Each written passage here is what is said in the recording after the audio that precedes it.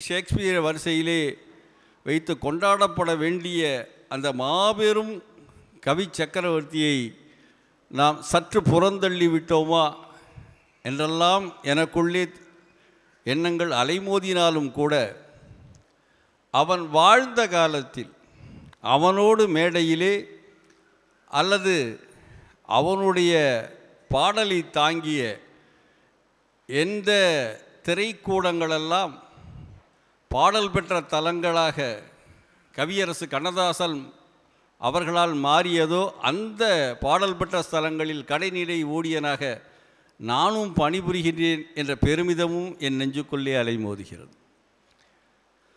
ஒரு கவிஞனை பற்றி மற்றொரு கவிஞன் என்ன சொல்கிறான், ஏன் அந்த கவிஞனை கொண்டாட வேண்டும்?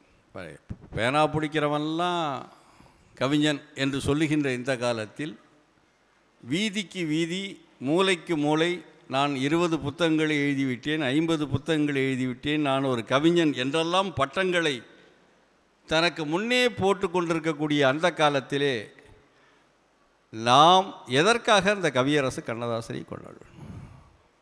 பாரதி சொல்வான், தெளிவுறவே அறிதல், தெளிவுறவே மொழிதல், கண்ணீர் துடிவர உள்ளுருக்குதல்னு சொல்வான். ஒரு விஷயத்தை கவிஞன் பாடுகிறான் என்றால் அதனை பற்றிய 100 விழுக்காடுகள் அவனுக்கு அது அறிவு சார்ந்ததாக தெரிந்திருக்க வேண்டும்.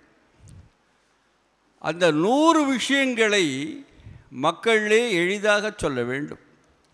கண்ணதாசனை தாண்டி கம்பனும் அன்றைய சங்க இலக்கியங்கள் எல்லாமே இந்த தமிழ் மக்களுக்கு செய்திகளை சொல்லியிருந்தாலும் கூட அது அடுத்த தலைமுறைக்கு இட்டு செல்ல காலம் வழி செய்யவில்லை, அல்லது அடுத்த தலைமுறைக்கு கொண்டு செல்கின்ற புலமையை மக்கள் மத்தியில் விதைக்கவில்லை. ஆனால் அந்த காரைக்குடி சா கணேசன் அவருடைய பெரும் புண்ணியத்தினாலே கம்பனுடைய அந்த புகழானது இன்று வரை மக்கள் மத்தியிலே உலா வந்து கொண்டிருக்கின்றது. அவர்கள் ஒரு துறவியைப் போல வாழ்நாள் முழுவதும் அந்த கம்பன் கம்பன் கம்பன் என்று வாழ்ந்த காரணத்தினாலே தான் எங்கே புறந்தள்ளப்படுமோ என்று அச்சப்பட்ட அந்த கம்பனை அவர்கள் இன்று வரை மீட்டெடுத்து நம்மிடையே நிலைநிறுத்தியிருக்கின்றார்கள். அப்படி ஒரு மாபெரும் கொடுப்பினை அதற்கப்புறம் கவியரசு கண்ணதாசன் ஒருவனைத்தான் சாரும். அதற்கு அவன் தகுதி உள்ளவனா? நம்ம எதாக இருந்தாலும், எவ்வளோதான் அன்புடைய மனைவியாக இருந்தாலும் அப்பாவாக இருந்தாலும் ஒரு தங்கத்தை உரசி தானே எடை போட்டு வாங்குகிறோம். கண்ணதாசனை ஏன் ஏற்றுக்கொள்ள வேண்டும்? கண்ணதாசன் என்ன சாதித்து விட்டான்? கண்ணதாசனுக்கு எதற்கு இவ்வளவு ஆர்ப்பாட்டம், எவ்வளவுக்கு ஒரு பெரிய ஒரு மரியாதை என்றெல்லாம் யோசித்து பார்க்கும் பொழுது கண்ணதாசனை பற்றி கவிஞர் வாலி அவர்கள் சொல்லுகின்றார்கள், அவன் தாடி இல்லாத ஒரு தாகூர், மீசை இல்லாத ஒரு பாரதி. எங்கே போட்டியாக ஒரு தராசு தட்டினுடைய இருமுறைகளிலே நீயா நானா என்று போட்டி போடுகின்ற அந்த வாலி ஒரு ஒப்புதல் அறிக்கையை சொல்லுகின்றார். கண்ணதாசனை பற்றி அவர் குறிப்பிடுகின்றார், தாடி இல்லாத தாகூர், ஒரு மாபெரும் கவி சக்கரவர்த்தி, மீசை இல்லாத பாரதி, உனக்கு அறிவு மனம் இருக்கிறது, அன்பு மனம் இருக்கிறது, ஆனால் அஸ்தமனமே இல்லை என்று வாலி பறைசாற்றுவார். அடுத்து அவருக்கு பின் மிகப்பெரிய ஆளுமையை பெற்ற கவி பேரரசு வைரமுத்து அவர்கள் சொல்லுவார்கள், தமிழ்த்தாய் ஒரு தங்க நாற்காலியை உனக்கு தயாரித்து கொடுத்தாள், அதற்கு பின்பு அந்த ஆசனத்திற்கு உரியவன் எவனுமே இல்லாத காரணத்தினால் அதை திரும்ப மீட்டெடுத்து சென்று விட்டாள் என்று கவி பேரரசு ஒரு இடத்தில் ஒப்புதல் வாக்குமூதலும் தந்திருக்கிறார். கவியரசு கண்ணதாசன் அவர்கள் மறைந்த பின்பு அவரே ஒரு அறிக்கையை சொல்லுகின்றார், சரஸ்வதியின் ஒரு வீணை நரம்பு அருந்து விட்டது என்று சொல்லுகின்றார். ஒரு தேவகானம் தொலைந்து விட்டது, ஒரு தமிழ்ச்சங்கம் கலைந்து விட்டது என்று அவன் வாழ்ந்த காலத்தில் வாடுகின்ற மாபெரும் கவி சக்கரவர்த்திகள் 2 பேர் ஒப்புதல் அறிக்கையை சொல்கின்றார். சரி, 2 பேர் அவரை பற்றி சொன்னாங்க, அவன் என்ன தன்னை பற்றி சொல்கின்றான்? வெள்ளை காகிதம் விரிந்து கிடக்க என் புள்ளி பேனா புரண்டு அதை நிரப்ப உள்ளங்களை யான் ஒத்தி எடுப்பேன். ஒரே வரி, பேப்பர் பேனாவை போடுற டே எவனாக இருந்தால் என்ன, வெள்ளை காகிதம் விரிந்து கிடக்க என் புள்ளி பேனா புரண்டு அதை நிரப்ப அந்த உள்ளங்களை யான் ஒத்தி எடுப்பேன் என்று கண்ணதாசன் தன்னை பற்றி சொல்கின்றான். கண்ணதாசன் யார்? கண்ணதாசன் என்ன சொல்கின்றான்? கவிஞன் யான் ஓர் காலக்கணிதன், கருப்படு பொருளை உருப்பட வைப்பவன். ஒன்றுமே இல்லை, வீட்டில் அம்மா இருக்கிறா, சமைக்கிறதுக்கு ஒன்றுமே இல்லை. ஆனால் தன் கணவன் தன் பிள்ளை சாப்பிட வேண்டும் என்பதற்காக ஒரு ரசமோ ஒரு பருப்பு துவையில அரைச்சா கூட என் தேசத்திற்காக, என் பாசத்திற்காக, என் மக்களுக்காக நான் அரைக்கிறேன் என்று சிந்தனையோடு அரைத்தால் எப்படி மணக்குமோ அப்படி கண்ணதாசன் ஒவ்வொரு சொல்லையும் கையாண்டிருக்கின்ற காரணத்தினால்தான் அவன் கவி சக்கரவர்த்தியாக இன்று கொண்டு வாழி. நான் கவியரசு கண்ணதாசனை பற்றி அவன் பிறந்த ஊரில் குறிப்பிடும் பொழுது, கம்பனும் வள்ளுவனும் சேர்ந்தரைத்த கலவை அவன், பாரதியும் பாரதிதாசனும் சேர்ந்து செய்த படையல் அவன், எவன் வந்த போதும் ஏமாற்றம் கொடுக்கதையா, அவன் இருந்த சிம்மாசனம் அப்படியே இருக்குதையா, சொக்குப்பொடி போட்டானோ சொல்லில் வலை போட்டு ஆனோ சொன்னபடி ஆட்டி வைத்தான் தமிழ் மகளை என்று நான் பாடினேன். நிறைய ஃபோனில் வந்தாங்க, நீங்கள் என்ன அவரை பற்றி அப்படி சொல்கிறீங்களேன்னு. நான் சொன்னேன், ஒரு வணிகன் கவிஞனானான், தமிழ் வாழ்ந்தது. இன்றைய கவிஞர்களெல்லாம் வணிகனானோம், தமிழ் வீழ்ந்தது என்று. பிறப்பால் என் கவியரசு கண்ணதாசன் ஒரு வணிகன். அந்த வணிகன் கவிஞனானான், தமிழ் வாழ்ந்தது. ஏனைய கவிஞர்களெல்லாம் வணிகர் ஆனார்கள், தமிழ் வீழ்ந்தது என்று அஞ்சாமல் இந்த மன்றத்திலே நான் பதிவு செய்தேன். கண்ணதாசனுக்கும் மற்ற கவிஞர்களுக்கும் என்ன மாறுபாடு என்றால், கண்ணதாசனை கலைஞர் அவர்கள் ஒரு முறை குறிப்பிட்டார்கள். கண்ணதாசன் கை நீட்டும் இடமெல்லாம் தாவுகின்ற குழந்தை, நிலையற்ற மனம் அவனுக்கு நிலையான புகழ் அவனுக்கு என்று சொல்லி, நிலையற்ற மனம் அவனுக்கு நிலையான புகழ் அவனுக்கு என்று கலைஞர் அவர்கள் ஒரு குறிப்பிடுவார். ஒருமுறை வலம்புரி ஜானிடம் கேட்கின்றார்கள், கண்ணதாசன் ஒரு கூட்டிலிருந்து அடுத்த கூட்டிற்கு சித்தர்கள் போல மாறுகிறாரே என்றெல்லாம் கேட்கின்றார்கள். அப்பொழுது வலம்புரி ஜான் சொல்கின்றார், கூடு விட்டு கூடு பாய்கின்ற சித்தன் தான் கண்ணதாசன், ஆனால் எந்த கூட்டிலிருந்தும் எந்த குச்சியும் அவன் உருவி வரவில்லை என்று ஒரு வாக்குமூலத்தை கொடுக்கின்றார். அதனால்தான் சௌந்தரா கைலாசம் அவர்களை குறிப்பிட்டார்கள், தடுமாறும் போதையிலும் கவி பாடும் மேதையவன் என்றெல்லாம் குறிப்பிட்டார்கள். செட்டி கவிஞன் தான், காசில் கெட்டி கவிஞன் இல்லை அவன். இருந்தாலும் அறிவினாலும் உணர்ச்சியினாலும் கவிதைகள் பிறக்கும். ஆனால் உள்ளத்தில் எவன் தன்னை உலகிற்கு ஒப்படைக்க வேண்டும் என்று வாழ்க்கையை கவிதையாக ஆக்குகின்றானோ, தன் வாழ்க்கையினுடைய நினைவுகளை கவிஞனாக நிச்சயமாக அவன் படம் பிடித்து காட்டுகின்றானோ அவன்தான் உண்மை. மேடையில் ஒன்று, வார்த்தைகள் ஒன்று, கண்ணதாசன் அறியாத ஒன்று. பார்க்கின்ற பொழுதே சரஸ்வதி ஆண் வேடமிட்டு அழகாக நடந்து வருவது போல், ஒரு வேட்டி முனியை பிடித்து கொண்டு ஒரு மயில் அசைந்து வருவது போல அசைந்து வருகின்ற ஒரு ஆளுமையும் ஒரு தோற்றப்பொழிவும் கொண்டவன் கவியரசு கண்ணதாசன். ஆண்களெல்லாம் காதலிக்கக்கூடிய பேர் அழகன் கவியரசு கண்ணதாசன். அதை பார்த்தாலே கவிஞனை பார்க்கணும். நான் ஃபோட்டோ எடுத்துக்கிட்டு நான் தான் கவிஞன், கலைமாமணி, பெரிய சொல்லுலாம் ஒட்டிக்கிட்டே இருக்கிறான், ஒத்துக்க மாட்டேங்கிறான். இல்லை அது கொஞ்சம் டவுட்டாக இருக்கு. அப்படி என்னதான் கண்ணதாசன் சொன்னான், எதை சொன்னாலும் அது கவிதையாக மாறி. கண்ணதாசன் சொல்வான், என் தாயார் கடன்பட்டார், தந்தையார் உடன்பட்டார், யானும் உயிர் பெற்றேன், யாக்கை வடிவுற்றேன். எப்படி ஒரு 4 வார்த்தை நச்சு நடி. தாயார் கடன்பட்டார் வார்த்தை, அப்போ என்ன அர்த்தம்? தாயாருக்கு இஷ்டம் இருந்தாலும் இல்லாட்டினாலும் தமிழ்நாட்டு பெண்கள் கணவனுடைய ஆசைக்கு உடன்பட்டே ஆக வேண்டும் என்பதை பொறி வைத்து எழுதுகின்றான் கண்ணதாசன். தாயார் உடன்பட்டார், தந்தை உடன்பட்டார் தானே எழுதியிருக்கணும். தாலி கட்டின கடனுக்காக தாயார் கடன்பட்டார், தந்தை உடன்பட்டான், யான் உயிர் பெற்றேன், யாக்கை வடிவுற்றேன் என்று ஒரு அடி அடித்தான். கண்ணதாசன் ஒருவன் தான் எழுதும் பொழுது சொல்லுவான், பாடல் எழுதி கொண்டே வருகின்றான், ஆயன் கிளியானான், ஆய்ச்சி கனியானால். 2 வார்த்தையில் சொல்கிறான். என்ன ஒரு யாதவரை பற்றி எழுதி கொண்டே வருகின்றான். ஆயன் கிளியானான், ஆய்ச்சி கனியானால் என்று சொல்லுகின்ற பேராற்றல் கண்ணதாசனுக்குத்தான் இருக்கு. அதனால தான் கண்ணதாசன் தன்னை பற்றி ஒரு ஸ்டேட்மெண்ட் சொன்னான். என்ன சொன்னால், என்று வரை செங்கதிரியில் ஒளி இருக்கும், என்று வரை வெண்ணிலவில் குளிர் இருக்கும், என்று வரை இமயமலை நிமிர்ந்திருக்கும், அன்று வரை என் கவிதை நிலைத்திருக்கும். நான் சொல்லலை, அவன் சொன்னான். ஸ்டேட்மெண்ட் சொல்கிற அளவுக்கு எவ்வளோ பெரிய ஒரு ஆளுமை இருக்கும் அவனுக்கு தெரியும். நான் நல்லா சரஸ்வதி தமிழ் டச்சு விட்டீங்க நீங்கள், அதுக்காக தமிழ்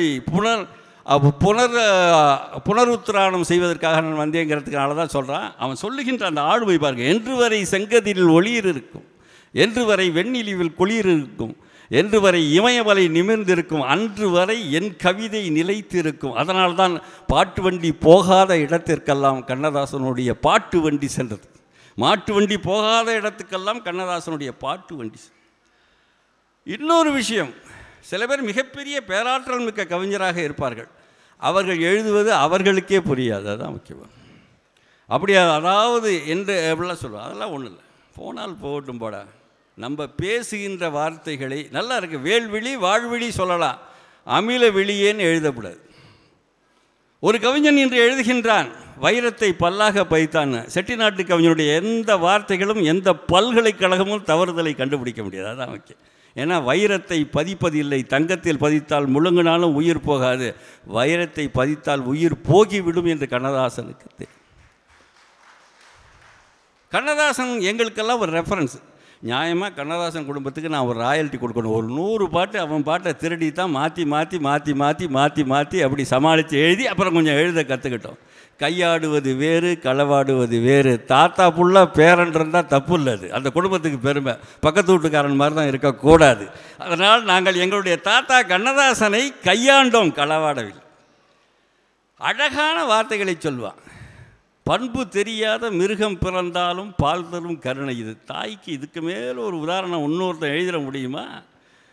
பண்பு தெரியாத மிருகம் பிறந்தாலும் பால் தரும் கருணை எது, இருக்கும் பிடிசோறு தனக்கென எண்ணாமல் கொடுக்கின்ற கருணை எது. கண்ணதாசன் அடித்தான் ஒரு அடி, நிமிரவே முடியல எங்களுக்கு. ஏதாவது கண்ணதாசனை மிஞ்சி விடுவோம், அவனை தாண்டி சென்று விடுவோம் என்று குதிக்கிறோம். கண்ணதாசன் 8வது தான் படித்தான். கண்ணதாசன் ஒன்றுமே படிக்கலை, அதெல்லாம் ஒன்றும் இல்லை. நேற்று கூட என் மனைவியிடம் கேட்டேன், கண்ணதாசன் பற்றி நான் அப்படியே 2-3 இடத்துல அலைச்சல் வந்தேன். நாங்கள் பல வீட்டு பிச்சைக்காரன், ஒரு நாள் பிரியாணி கிடைக்கும், ஒரு நாள் ஊசி போன குழம்பு கிடைக்கும், அப்படி அங்கங்கே அலைஞ்சிக்கிட்டு இருப்போம். நேற்று ஒரு இடத்துல விருந்து சாப்பாடு ஊத்தங்கரையில். அப்போ என் மனைவிட்ட கேட்டேன், கண்ணதாசனை பற்றி 4 வரி சொல்லுங்களேன் அப்படின்னா. கா கா கா கா இதானாங்க கண்ணதாசன்னா. எல்லா சொல்லும் பொருள் குறித்தனவே என்று ஆய்ந்து பார்த்தேன். என்னடா இப்படி என் பொண்டாட்டி சொல்லிட்டா என்று நான் புறந்தள்ளவில்லை. அவள் சொல்லுவது தெய்வம் சொல்லுவதாக இருக்குமோ என்று எண்ணினேன். ஏன் 4 கா சொன்னான்னு? ஒன்றுமே இல்லை. கண்ணதாசன் காவியல் ஆரம்பித்தான், கண்ணியின் காதலிலே கலங்காதிரு மனமே என்று ஆரம்பித்தான். அடுத்த கண்ணே கலைமானை என்ற காவில் முடித்தான். அவனுடைய பேரு காரை முத்து புலவர் என்ற காவில் ஆரம்பித்தான். அவனுக்கு பிடித்த தெய்வம் கண்ணன் என்ற அவனுக்கு பிடித்த தலைவன் காமராஜன் என்ற ஒரு மிகப்பெரிய ஆளுமை, அடித்த கலைஞர் என்ற ஆளுமை. ஆக கண்ணதாசன் என்பவன் என்றால் கடவுளின் அம்சம் என்பதை என் மனைவி அவள் அறியாமல் எனக்கு புலப்படுத்தினாள் என்று நான் எடுத்துக்கொண்டேன். அது எடுத்துக்கிட்டதுக்கு காரணம் என்ன, பெரிய விஷயம் இல்லை. கண்ணதாசன் ஒன்றும் படிக்கலை சார், 8வது தான் படித்தார், அவர் அதிர்ஷ்டம், அதெல்லாம் ஒன்றும் கிடையாது. கண்ணதாசன் படித்த அளவுக்கு எந்த தமிழ் பேராசிரியரும் படிக்கலை, அதுதான் முக்கிய விஷயம். கண்ணதாசன் என்ன படிக்கலை அப்படி இல்லை, கண்ணன் பால் மிக அன்பால் வேலைக்காரி கையில் சொம்பால் தெருவில்லே சென்றால்னு படிக்கிறான். ஒரு பாட்டு, கண்ணன் பால் மிக அன்பால் கையில் சொம்பால் தெருவில் சென்றாள், அவ்வளோதான். வேலைக்காரி தெருவில் சென்றாள். அடித்தான்ல, பால் தமிழ்பால் என்னும் நினைப்பால் கொண்ட திதிப்பால் நீயும் கொண்ட பிறப்பால் உள்ள வனப்பால் நான் மலைத்தேன் என்று எழுதுகின்றான். உள்வாங்குவது வேறு, ஊடுருவது வேறு, அதுக்கு அறிவு இருக்கணும். அதுதான் முக்கியமான கண்ணதாசன். கண்ணதாசன் அப்படியே வரான், ஒரு பாட்டை படிக்கிறான். பாலெல்லாம் ஆவின் பாலாகுமா, வையகத்து நூலெல்லாம் வள்ளுவரின் நூலாகுமான்னு 2 வரியை படிக்கிறான். அப்படியே உள்வாங்குகிறான், அப்படியே அசை போடுகின்றான். எப்படி அந்த தண்ணீரை பருகிய சிப்பியானது தன் உள்ளே அசை போட்டு முத்தாக வருமோ அதுபோல் அதை உள்ளே சுமந்து கொண்டே அலைகின்றான் என் குருநாதன் கவியரசு கண்ணதாசன். அவன் சொன்னான், பாலெல்லாம் ஆவின் பாலாகுமா, பாரில் உள்ள நூலாகுமா, வள்ளுவரின் நூலாகுமான்னு படித்தான். உடனே அதை எடுத்தான், அந்த பாட்டை எடுக்கிறான். என்ன பாலெல்லாம் கல்லெல்லாம் மாணிக்க கல்லாகுமான்னு கடகடன்னு பாட்டை எடுத்தான். அதில் சொன்னான், கம்பன் கண்ட சீதை உன் தாயல்லவா, காளிதாசன் சகுந்தலையும் செய்யல்லவா, இல்லை என்பது அப்படியே சொல்லிகிட்டே வருவான், இல்லை என்பது உன் இடையல்லவான்னு அடித்தான் பாருங்கள். எங்களால் 25 வருஷத்துக்கு பேனா பிடிச்சி எழுதவே முடியலை. அப்படி ஒப்பாரும் மிக்காரும் இல்லாத கண்ணதாசன். அப்படியே படிக்கிறான் கண்ணதாசன், உள்வாங்கி கொண்டே வருகிறான் ஒவ்வொரு விஷயமா. கம்பனை உள்வாங்குகின்றான், புகழேந்தியை உள்வாங்குகிறான், நலவெண்பாவை உள்வாங்குகிறான். அப்படியே வரான், ஒரு பழம்பாடல் படிக்கின்றான். புலர்ந்தும் புலராத பொழுதோடு புனல் உலர்ந்தும் உலராத தலையோடு உமைக்கு மலர்ந்தும் மலராத பூ பறித்தாள். ஒரு கற்பனை.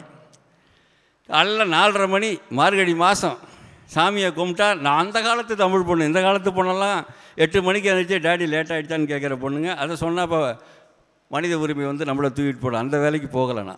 புலர்ந்தும் புலராத பொழுதோடு புலர்ந்தும் புலராத புலரோடு குளிச்சிட்டா. பொண்ணுங்க இப்போ குளிக்கிறதே பெரிய விஷயம். புலர்ந்தும் புலராத புலரோடு புனல் உலர்ந்தும் உலராத தலையோடு அப்படி குளிச்சுட்டா. காற்றுல அப்படி ஆற்றிக்கிட்டே வரா. ஃபேன்லலாம் அப்போல்லாம் போட்டுக்கிட்டு ஃபேன் நிற்காது. அப்படியே காற்றுல அப்படி ஈர்க்குச்சின்னு ஒன்று இருக்கும். அப்படியே உலர்ந்தும் உலராத தலையோடு உமைக்கு மலர்ந்தும் மலராத பூ கொய்தால். எப்படி வருது பாருங்கள். இப்போ கொஞ்ச நேரத்தில் பூத்துரும். பூத்தா ஏதாவது வண்டு போய் எச்சி ஆகிடுமோ, என் தெய்வத்துக்கு அப்படி படைக்கக்கூடாதே என்று படைக்கின்றான். அதை அப்படியே உள்வாங்குகிறான். அங்கே எழுதுகிறான், மலர்ந்து மலராத பாதி மலரோடு வளர்ந்த விழிவண்ணமே என்று எழுதுகின்றான் கண்ணதாசன். சரி, அதே இன்னொரு இடத்துல பூ பறிக்கிறான். ஒரே விஷயத்தில் நம்ம அம்மா இட்லின்னு சொல்கிறா, அப்புறம் தோசைங்கிறாள். அதே மாவு தானே. இப்படி ஊற்றுனா இட்லி, அப்படி ஊற்றுனா தோசை தானே. கண்ணதாசன் அப்படி ஒரே மாவை 2 இடத்துல ஊற்றுறான். என்ன சொன்னால், மங்கை மலர் கொய்தாள். ஒரு பொண்ணு பூ பறிச்சா. அந்த காலத்தில் பொண்ணுங்கள்லாம் பூ பறிச்சதா வரலாறு சொல்லுது, நான் எனக்கு தெரியாது. மங்கை மலர் கொய்தாள் வாழ்முகத்தை பங்கயம் என்றி படிவண்டைங்கிறான். அப்படி போய் அப்படி பூ பறிச்சோன்னா பளிச்சுன்னு அவள் மூஞ்சி தெரிஞ்சிச்சு. ஐயோ, ரோஜா பூத்துருச்சு, தாமரை பூத்துருச்சுன்னு சொர்ன்னு ஒரு வண்டு வந்துச்சு. மங்கை மலர் கொய்தாள் வாழ்முகத்தை பங்கயம் என்றி படிவண்டை கைமலராள் காத்தாள். அப்படி இந்த கையால் அப்படியே தடுத்தா. ஐயோ, வண்டு சர்றன்னு தடுத்தா. இந்த கையை பார்த்துச்சு, கைமலரால் தடுத்தாள். கைமலரை காந்தல் என பாய்தலுமே வேர்த்து நின்றால் கண்ணூற்றான் வேந்துனா. இந்த கையால் அப்படி தடுத்தோன்னு இந்த கையை பார்த்தா இது ஒரு பூ பிள்ளை இருக்குன்னு மூஞ்சிலேருந்து இந்த பக்கம் சொல்கிறன்னு பாஞ்சிச்சு. அப்படியே உள்வாங்கினான் என் கவியரசு கண்ணதாசன். போன் வண்டொன்று முகத்தோடு மலரென்று மோத நான் வளை கொண்ட கையாலே மெதுவாக மூட என் கருங்கூந்தல் கலைந்தோடி மேகங்களாக நான் பயந்தோடி வந்தேன் உன்னிடம் உன் ஊர். எங்கே அடிக்கிறான் பாருங்கள். இதெல்லாம் இலக்கியத்தில் இருக்குன்னு எம்ஏ பிஹெச்டி படித்த வாத்தியாரை கொண்டு வந்து தான் சொல்லணும். எங்களுக்காக பழுதான். கண்ணதாசன் சுண்டல் எழுதுகிறான். கவிஞன் எப்பொழுதுமே ஒரு அழகான மரம், ஒரு முருங்கை மரம் பூத்துருக்கு, இப்படி அழகாக பூத்துருக்கு. அதை ஒரு பூக்காரி பார்க்குறா. ஐயோ, இதில் வாசனை இருந்தால் விற்றுருவோன்னு நினப்பா. ஒரு கறி சாப்பிட்றவன் பார்ப்பான், இந்த முருங்கைக்காயை அப்படியே பிஞ்சா பறித்து கறிக்குழம்பு போடு அப்படியே போட்டால் எப்படி இருக்கும், அப்படியே ஜிவுன்னு ஏறுமேம்பா. ஒரு பிராமண பொண்ணு பார்க்குறா, சாம்பாருக்கு சூப்பராக இருக்கும்பா. ஒரு காய்கறிக்காரி பார்ப்பா, அதே முருங்கைக்காயை இது அக்ரஹாரத்தில் விற்றா 5 ரூபா கிடைக்குமே நினப்பா. ஒரு கவிஞன் அந்த பூ பூத்த அந்த முருங்கை மரத்தை பார்க்குறான். அப்படியே எங்கள் வீட்டு தமிழ் பெண்ணு வெள்ளிக்கிழமை விளக்கு வச்சு குளிச்சுட்டு மல்லிகைப்பை வைத்து கொண்டு காற்றோடு அப்படி லேசாக உலா வருவது போல் அந்த முருங்கை மரம் அவனுக்கு காட்சி தருகிறது. அதுதான் கண்ணதாசன் அந்த கற்பனையை உள்வாங்கிக்கிறான். ஒரு சுண்டல் திங்கிறான், ஒரு பேப்பரை படிக்கிறான். அதில் ஒரு பேப்பர் இருக்குது. கல்லைத்தான் மண்ணைத்தான் காய்ச்சித்தான் குடிக்கத்தான் கற்பித்தானா, அல்லத்தான் பொன்னைத்தான் கொடுத்துத்தான் ரட்சித்தானா, பல்லைத்தான் காட்டித்தான் வாழத்தான் வைத்துட்டானேன்னு ஒரு பேப்பரில் படிக்கிறான். அவன் என்ன மாதிரி ஒரு இத்து போன கவிஞன், எங்கேயோ கம்பெனியில் போய் உதப்பட்டு திரும்பி வரான். அவன் எழுதுனான், இந்த பயலோ ரொம்ப தொல்லையாக இருக்கியா, கல்லையும் மண்ணையும் காய்ச்சி குடிக்கிற மாதிரி எனக்கு ஒரு வித்தை கற்றுக் கொடுத்தா நான் பாட்டுக்கு எந்த பயில்ட்டையும் போய் வேலைக்கு நிற்க மாட்டானே. கல்லைத்தான் மண்ணைத்தான் காய்ச்சித்தான் குடிக்கத்தான் கற்பித்தானா, அல்லத்தான் பொன்னைத்தான் கொடுத்துத்தான் ரட்சித்தானா, நகரத்தார் வீடு மாதிரி 7 கிலோ தங்கன்னு முன்னாடியே வசதியாக படைச்சிட்டானா, தொல்லையே இல்லை. அதை படிக்கணக்கு போட்டுட்டு புள்ளி கணக்கில் வாழ்ந்துக்கிட்டே போயிடலாம் இல்லையா. சாமர்த்தியம் பண்ணால் போதுமில்ல, புதுசாக சம்பாதிக்க வேண்டாம்ல. அப்பம் பாட்டம் பூட்டி முன்னோடிகளை கும்பிடுன்னு செட்டிநாட்டில் சொல்லுவாங்க. வெளில போக்குள்ள விபூதி அப்புச்சிக்கிட்ட முன்னோடி வச்சுட்டு போனால் அதுக்கு 2 அர்த்தம். முன்னோடி வச்சதை ஒழுங்காக வச்சுக்க, நீ புதுசாக சம்பாதிக்காமல் போனாலும் பரவாயில்லன்னு. அதனால தான் வட்டிலே சோறாக்கி தாலேலோன்னா என்ன அர்த்தம், வட்டியில் வாழு அசலை வித்துறாதுன்னு அர்த்தம். அதுக்கு தான் கூம்பாவில் சாப்பாடு போடுறது செட்டிநாட்டில். அதை உள்வாங்குகின்றான். பொன்னைத்தான் கொடுத்துத்தான் ரட்சித்தானா, பல்லைத்தான் காட்டித்தான் வாழத்தான் வைத்திட்டானேன்னு அதை படிக்கிறான். திரும்ப திரும்ப திரும்ப திரும்ப அவன் உள்ளே உறவாடி கொண்டே இருக்கிறது. அத்தான் என்னத்தான் அவர் என்னைத்தான் எப்படி சொல்வேன் அப்படின்னு அதை தூக்கி திருப்பி அடிக்கிறான். தான் ரசித்ததை மற்றவர்களுக்கு சொல்பவன் தான். மான் பெரிதென்று வாழுகின்ற மனிதர்கள் மானில் உயர்ந்தவர் இல்லையா, தன்னை தானும் உணர்ந்து கொண்டு ஊருக்கு சொல்பவர்கள் தலைவர் இல்லையான்னு ஒரு கேள்வி கேட்ட கண்ணதாசன் தான் உணர்ந்ததை நமக்கு உணர்த்தினான். அதனாலே கவியரசாக உணர்ந்தான். ஒன்றுமில்லை, ஒரு ஆணும் பெண்ணும் அன்றைய கட்டுப்பாடுகளில் சந்திக்கக்கூடாது. 2 பேர் ஒற்றர்களாக வந்து கொண்டே இருக்கிறார்கள். வந்து கொண்டே இருக்கின்ற நேரத்தில் அவர்கள் காய்கறி கடையில் சந்திக்கிறாங்க. சந்தித்தோன்னே இவங்க 2 பேரும் ஜாடையில் பேசுகிறாங்க. வெள்ளரிக்காயோ விரும்பும் அவரைக்காயோ உள்ள மிளகாயோ ஒரு பேச்சு உரைக்காயோன்னு அவங்க பேசிக்கிட்டாங்க. இந்த தோழி எரிச்சல் ஆகிட்டா. ஏண்டி படுத்துறீங்க, என்னாடி உங்கள் லவ் அப்படின்னு கேள்வி கேட்டா. வெள் என்றால் இதயம் என்று ஒரு அர்த்தம். வெள் எரிக்காயோ, ஏண்டி இந்த உள்ளத்தை எரிச்சுக்கிட்டு இப்படி கஷ்டப்படுறீங்க. விரும்பும் அவரைக்காயோ, இவ்வளோதான் அவரைக்காயான்னு கேட்டான். அதுக்கு அர்த்தம் இல்லை, விரும்புகின்ற அவரை ஏண்டி நீ காய வைக்கிற. வெள்ளரிக்காயோ விரும்பும் அவரைக்காயோ உள்ள மிளகாயோன்னா, இத்தனோண்டு மிளகா தான் இருக்கா, ஏண்டி உன் உள்ளம் இழகாத, இப்படியே ஜாடையாக பார்த்து பார்த்து அவனை பைத்தியம் முடிக்க வைக்கிறியாடி அப்படின்னு கேட்டான். உள்ள மிளகாயோ ஒரு பேச்சு உரைக்காயோன்னா. ஒரு பேச்சு உரைச்சா வேலை முடிஞ்சிச்சுல, எஸ்ன்னு சொல்லிட்டு போயேன், ஏன் இவ்வளோ கஷ்டம். ஒரு பேச்சு உரைக்காயோ என்ற ஒரு பாடலை கண்ணதாசன் உள்வாங்குகின்றான். அத்திக்காய் காய்க்காய் ஆலங்காய் என்று எழுதுகின்றான். நதியின் பிழை என்று நறும்புணல் இன்மை என்று கம்பன் வாரி தெளிக்கின்றான். அப்படியே தூக்கி அமுக்கிறான் கண்ணதாசன். நதியில் வெள்ளம் இல்லை என்றால் நதி செய்த குற்றம் இல்லடி, விதி செய்த குற்றம் அப்படின்னு நமக்கு திருப்பி அடிக்கிறான். அதனால் எளிமையாக நமக்கு கண்ணதாசன் சொன்ன அந்த வாசகங்களும் அந்த வசனங்களும் அந்த எழுத்துக்களும் மட்டும் இல்லை என்றால் தமிழ் இந்நேரம் அழிந்து பெற்று. அதனால தான் அவனை தூக்கி கொண்டாடுறான். அவன் மொழிக்கு ஆற்றிய பங்குதான். கண்ணதாசனுடைய பாடல்களை கல்விக்கூடங்களில் பாடங்களாக வைத்தால் தமிழ்பால் ஒரு ஈர்ப்பும் பற்றும் இன்றைய இளைஞர்களுக்கும். கண்ணதாசன் ஒன்றுமில்லை, குமரகுருபரர் அடிகள் ஒரு பாட்டை சொல்கிறார். பாட்டை சொன்னோனே கண்ணதாசன் துடித்து எழுகின்றான், அப்படியே கொந்தளிக்கின்றான். தம்மின் மெலியாரை நோக்கி நபருடமை அம்மா பெரிதென்று அகமொழிக, தம்மின் கற்றாரை நோக்கி கருத்தழிக, கற்றதெல்லாம் எற்றே இவருக்கு ஞாம். ஏதாவது புரிஞ்சிச்சா உங்களுக்கு? ஏதாவது புரிஞ்சிச்சா? குமரர் யாருன்னா நீங்கள் என்ன தமிழ் பிஹெச்டியா, தமிழ் வாத்தியாரா? கண்ணதாசன் சொல்கிறான், தம்மின் மெலியாரை நோக்கி தமதுடைமை அம்மா பெரிது என்று அகமகிழ்க. டீன் படித்தவர், மிகப்பெரிய டாக்டர், அவரும் கண்ணதாசனை பேசுகின்றார். பிகாம் படித்தவன், அறிவு கம்மியானவன், நாளெழுத்து படிக்காத ஒரு மூடன், நாயினும் கீழாத ஒரு கசடன் என்னையும் கண்ணதாசனை பற்றி பேச வைத்திருக்கிறான். எனக்கு இந்த வாழ்க்கையை கொடுத்த இறைவா உனக்கு நன்றின்னு சொல்லணும். அதை சொல்கிறான் குமரகுருபர். தம்மின் மெலியாரை நோக்கி தமதுடைமை அம்மா பெரிதென்று அகமகிழ்க. எனக்கு கால் வலிக்குது, என் மனைவி சொல்கின்றார். காலே இல்லாதவனை பார்த்து கால் சரியாக இருக்குன்னு சந்தோஷப்படும். நான் வச்சுருக்க ஒரு ஹோண்டா பிரேவோ, எனக்கும் கூட தான் வாங்க ஆசை. BMW வாங்கணும்னு ஆசை. வட்டி கட்டணுமா வேண்டாமா, டியூ கட்டணுமா வேண்டாமா, அதை பார்க்கக்குள்ள 2 வீலர்லையும் பஸ்ஸிலும் தொங்கிக் கொண்டு செல்பவனை பார்த்து நான், ஆக இதோ இறைவன் இந்த அளவுக்கு பிச்சை இட்டிருக்கான்னு நினைக்கிறேன். தம்மின் மெலியாரை நோக்கி தமதுடைமை அம்மா பெரிது என்று அகமகிழ்க, தம்மின் கற்றாரை நோக்கி கருத்தழிகன்னா. என்னோட நிமிர்ந்து பார்த்த உடனே டீன் பார்த்தோன்னா நான் பெரிய ஆள் மாதிரி, சார் உன்னுடைய படிப்பை முதல்ல அலங்காரம் இல்லாமல் வாழலாம், அதிகாரம் இல்லாமல் வாழலாம், மற்றவனை அங்கீகரிக்கக்கூடிய அந்த அன்பு வேணும். அவனுடைய திறமையை இயற்கை இறைவன் கொடுத்தான். இறைவனை நீ ஏற்றுக்கொள்வது உண்மையாக இருந்தால், உன்னுடைய நெத்தியிலே வைத்திருக்கக்கூடிய விபூதியோ குங்குமமோ அல்லது நாமமோ உண்மையாக இருந்தால் அவனால் அங்கீகரிக்கப்படுகிறவனை நீ ஏற்றுக்கொள்ள வேண்டும். தம்மின் கற்றாரை நோக்கி கருத்தடிக எற்றேயவர்க்கு நாம் என்று அவன் படிக்கின்றான்.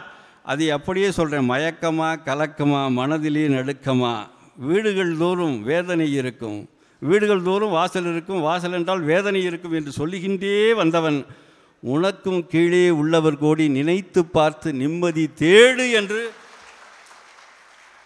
முதல்ல கண்ணதாசனை என்ன பிரச்சனைனா, எங்களுக்கு எதை பற்றியும் பாட்டு எழுதியிருக்கான்.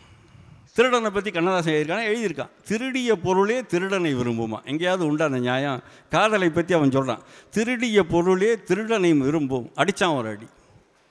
என்னையா இப்படி தொல்லை பண்ணுறியன்னு அடுத்து ஒரு காதலை பற்றி எழுதலான்னா, பிரிந்தவர் மீண்டும் சேர்ந்திடும்போது அழுதால் கொஞ்சம் நிம்மதி, பேச மறந்து சிலையாய் நின்றால் அதுதான் காதலின் சன்னதின்னு அடித்தான். எப்பா என்னையா பேனா வச்சதுன்னு சொல்கிறேன் பாருங்கள். பிரிந்தவர் மீண்டும் சேர்ந்திடும்போது அழுதால் கொஞ்சம் நிம்மதி. ஒன்றும் இல்லை, ஒரு 5 வருஷங்களில் இப்புள்ள அமெரிக்காவிலேயும் இருந்துச்சுன்னா நம்மளை அறியாமலே அப்படியே விசும்புவோம், தேம்புவோம், எப்போ அந்த அப்படியே கட்டி பிடிச்சிக்குவோம். திடீர்னு அப்பா ஆஸ்பத்திரியிலேருந்து 1 மாதம் கழிச்சு எழுந்து, அப்பா நல்லா இருக்கீங்களாப்பா அப்படிமா. அதை சொல்கிறான் கண்ணதாசன். சின்ன சின்ன அசைவுகளை வாழ்க்கையின் உயிரோட்டங்களாக பதிவு. பிரிந்தவர் மீண்டும் சேர்ந்திடும்போது அழுதால் கொஞ்சம் நிம்மதி, பேச மறந்து சிலையாய் நின்றால் அதுதான் காதலின் சன்னதினா, அதுதான் தெய்வத்தின் சன்னதினா. இந்த மாதிரி வாட்ஸ்அப்பில் காதலிச்சு கிட்னாப் ரேப்புன்னு போவாதங்கிறதுக்காக தெய்வத்தின் சன்னதி காதல் என்பதை அங்கேயே பதிவு செய்கிறேன். சொல்லென்றும் பொருள் என்றும் மொழி என்றும் இல்லை, நீ சொல்லாத சொல்லுக்கு விலையேதும் இல்லைண்ணா. நீ ஒரு சொல்லு சொல்லாமல் இருக்கியடி, ஓகே அத்தான்னு, ஓகே மாமா, ஓகேங்க அப்படின்னு சொல்லிட்டீங்கன்னா அந்த சொல்லுக்கு எவ்வளோ பெரிய வழி இருக்கும், எவ்வளோ பெரிய சந்தோஷம் இருக்கும். கண்ணதாசனை ஏன் கொண்டாடுறோம்?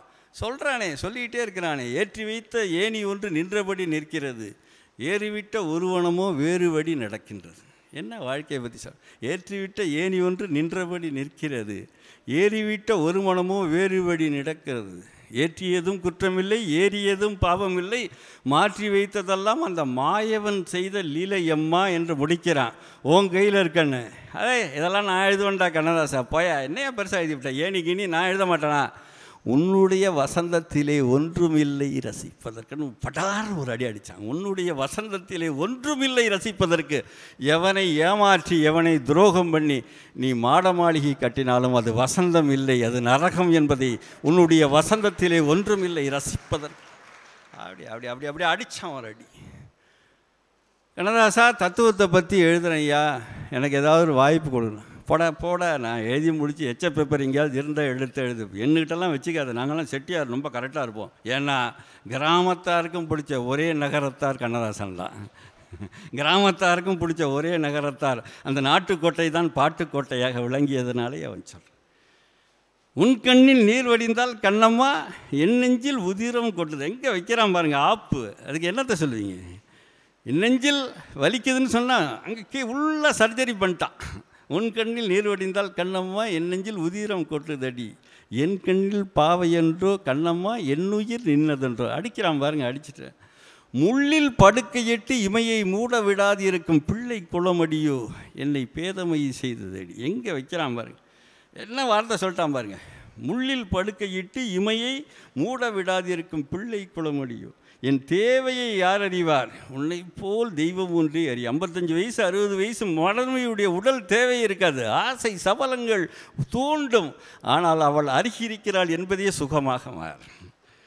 அவள் உயிரோடு இருக்கிறாள், முனகி கொண்டிருக்கிறாள், மூட்டு வலியாலே தவித்து கொண்டிருக்கிறாள். இருந்தாலும் 11 மணிக்கு என் வீட்டிற்கு வருவதற்கு ஒரு ஜீவன் எனக்காக காத்திருக்கிறது. அந்த ஜீவன் என் மனைவி என்பதை உணர்ந்த கண்ணதாசன், என் தேவையை யார் அறிவார், உன்னை போல் தெய்வம் ஒன்றே அறியும் என்று எழுதுகின்றான் பாருங்கள். அதனால தான் கண்ணதாசனை நாங்கள் கொண்டாடுறோம். கண்ணதாசனை கொண்டாடுவதற்கு என்னென்னா, அவனோடு ஒருத்தன் இந்த இட்லி நல்லா இல்லைன்னா இதோட பஞ்சு மாதிரி ஒரு இட்லி இருக்கணும் இல்லையா, இந்த இட்லி சரியில்லைன்னா இதோட தாண்டிய ஒன்றை சொல்ல வேண்டும் இல்லையா. வாழ்ந்தவர் கோடி தாழ்ந்தவர் கோடி மக்களின் மனதில் நிற்பவர் யார் என்று ஒரு வார்த்தைகளை சொல்கிறான். 6லும் சாவு 100லும் சாவு சும்மா எழுத முடியுமா? பஞ்சபாண்ட மகாபாரதத்தை உள்வாங்குகின்றான், எழுதி கொண்டே வருகின்றான். 5ல் 1 காரணம், அங்கே போய் சேர்ந்தாலும் 6 ஆனாலும் உனக்கு சாவு உண்டு, 100 பேரோட வந்து சேர்ந்தாலும் சாவு உண்டு. அதை அப்படியே அலட்டி அப்படி தூக்கி அடிக்கிறான். 6லும் சாவு 100லும் சாவு. அப்படி வாழ்ந்தவர் கோடி தாழ்ந்தவர் கோடி மக்களின் மனதில் நிற்பவர் யார். கவிஞன் ஒருவன் தான் கடவுள்கிட்ட போய் சொல்லுவான், எழுதுவான். நான் படைப்பதினால் என் பேர் இறைவன் சொன்னான், நான் நிரந்தரமானவன் அழிவதில்லை, எந்த நிலையிலும் எனக்கு மரணம் இல்லை. அவன் சொல்கிறான், அவர் பதிவு செய்கிறான். சத்தியமான வார்த்தை. சத்தியமாக வாழ்வதற்குரிய தகுதிகள் அவனுக்கு இருக்குது. கண்ணதாசனை சும்மா அப்படி இப்படி போதையில் இருக்காரு போயிருக்க, எல்லோரும் தான் போதையில் இருக்கான், அவன்லாம் போதையில் இருந்தால் வாந்தி தான் வருது, பாட்டு வர்றதில்லை. கண்ணதாசன் போதையில் நிறைய பேர் சொல்லுவான், கண்ணதாசன் குடிப்பார், குடிக்கிட்டோம், இப்போ என்ன பிரச்சனை? தினம் பரம் உங்களுடைய அவலங்களையும் உங்களுடைய வேதனைகளையும் உள்வாங்கிய கண்ணதாசனுக்கு சின்ன விஷயம் கூட மனசுக்கு நெருடலாக இருக்கிறது. கவிஞன் மனசு இருக்க சின்ன விஷயத்தை நுண்ணுணர்வுகள் கொண்டது. யாரோ ஒரு உறவுக்காரன் அவன் பார்வையிலேயே அவனுடைய தடுமாற்றத்தை, கண்ணென்றால் காவியத்தை ஆக்கி காட்டும். ஒன்றுமில்லை, எங்கள் ஊரில் சொல்லுவாங்க, எனக்கு ஊர் தஞ்சாவூர், குசும்பை கண்டுபிடிச்ச ஊர் எங்கள் ஊர். அவன் சொல்லுவான், அண்ணன் வந்துட்டாங்க, போய் பெரிய மீன் வாங்கிட்டு வாம்பான். இப்படி கையை காட்டுவான். இந்த பாருங்க, அண்ணன் வந்துட்டான், பெரிய மீன் வாங்கிட்டு வாம்பான். அப்படியே போவான், அண்ணனுக்கு டீ வாங்கிட்டு வாம்பான். செய்கையை பாருங்கள், அவன் அப்படியே போயிட்டு 3 நாள் கழித்து வருவான், டீ வாங்கிட்டு வருவான். அப்படி நுழைஞ்சோடனே சொல்லுவான், எங்கள் வீட்டிலலாம் நீங்கள் டீ சாப்பிட மாட்டீங்க. அப்புறம் அதோடு அவள் கெட்டிக்காரியாக இருப்பாள், அண்ணனுக்கு நம்ம வீட்டு சாப்பாடு பிடிக்கவே பிடிக்காதுன்றோம், சுத்தமாக போட்டு க்ளோஸ் பண்ணிவிடுவோம். இதை சொல்லுகின்ற சொல், அந்த சொல்லுகின்ற ஒன்றுமில்லை, அச்சமில்லை அச்சமில்லை உச்சி மீது வானிடிந்து வீழுகின்ற போதிலும் அச்சமில்லை. அதான வார்த்தை. தமிழ் உச்சரிப்பு எப்படி வேணாலும் சொல்லுவோம்ல, அச்சமில்லை அச்சமில்லை உச்சி மீது வானிடிந்து சொல்லாமல் சொல்லக்கூடாதா? அந்த கண்ணதாசன் பாட்டுகளுடைய பாவங்கள், அந்த அர்த்தங்கள், அண்ணன் என்னடா தம்பி என்னடா, அவசரமான உலகத்திலே ஆசை கொள்வதில் அர்த்தம் என்னடா, காசு இல்லாதவன் கொள்வது, அப்படி அடிக்கிறான் பாருங்க. கடலளவு ஆனாலும் கலங்க மாட்டேன், கையளவு போனாலும் போடா போயிட்டேறா, அது கண்ணதாசன்டா அப்படி சொல்லுகின்றான் இல்லையா? ஆண்டவனை கேள்வி கேட்குறான் இல்லையா? ஏன் அவன் கேட்டான்?